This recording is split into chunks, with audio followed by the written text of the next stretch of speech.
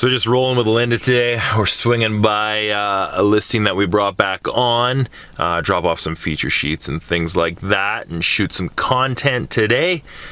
So she's driving. Let go.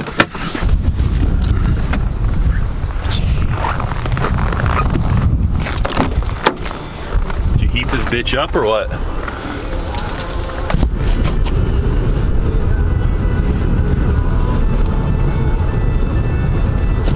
Are you going through the drive-thru? Yeah, is that okay? Well, it just depends how long it is. Holy shit.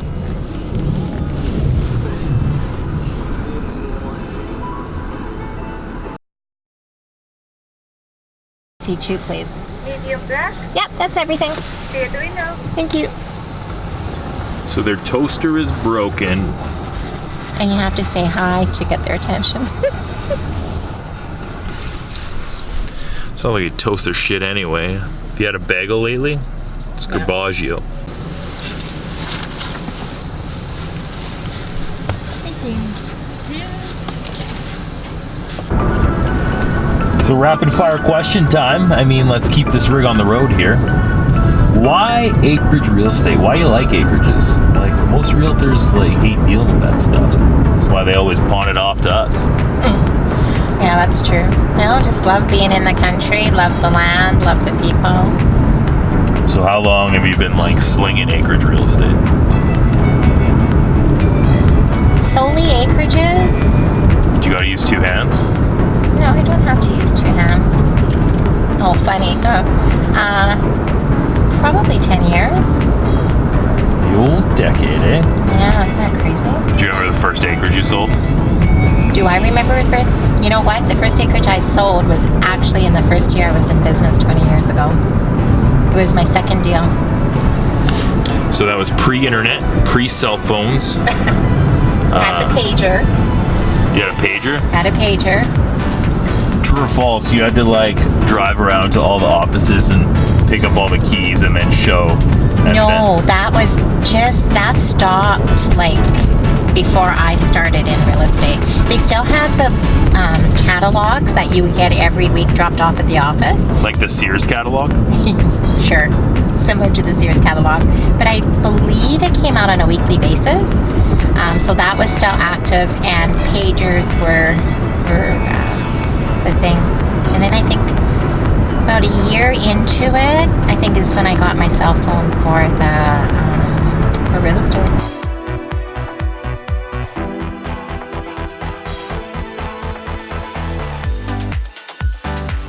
So we're here to bring you an exclusive Acreage tips with Linda. That's my mom there. So I'm gonna ask her a couple questions, and she's gonna give you some value here. Most commonly asked questions that we deal with on a daily basis when it comes to acreage purchases or sales. So if I'm a buyer in 2020, in this market, everything that we've gone through in the last 18 months, what's the first step if I want to purchase an acreage in 2020? The most important thing to do is to make sure you get your financing in place. Purchasing an acreage is a different anomaly than purchasing residential property. So you'll want to make sure you talk to your banker or mortgage broker. Not all financial institutes deal in acreages, so that's number one, to make sure you get that in place. In your dealings over the decade that you've been exclusively selling acreages, which lenders do you find give buyers the best chance? We're finding that TD, Scotia, Royal Bank have been really good to work with. They've picked up a lot in the acreage market. In the bigger sectors, we're finding that RBC is doing a lot of equestrian. Of course, the service and the credit unions have been very good to work with too.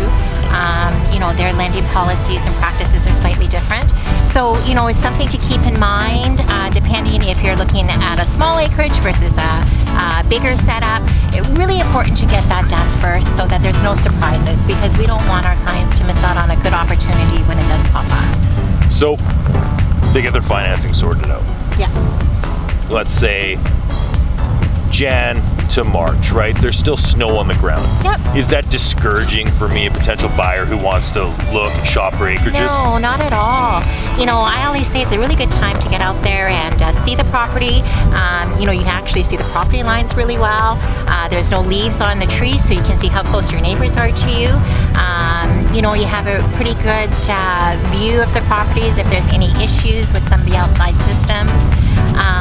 So no, I don't dismiss it at all. We've had some, you know, great opportunities for buyers to look during this time. Yeah, so why do you believe that the acreage market will bounce back? Do you think that if sellers are a little more patient in the next, you know, year and a half, 2 years, do you think that you're going to see those values come back a little bit for those properties? I think we will see it come back, just like we're hoping to see it come back in other venues of real estate too.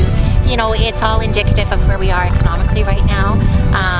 You know, the highs and lows of real estate. So it's just like anything, we have to, you know, ride that out and see where opportunity lies. Perfect. So that's quick little acreage tips with Linda, my mom here.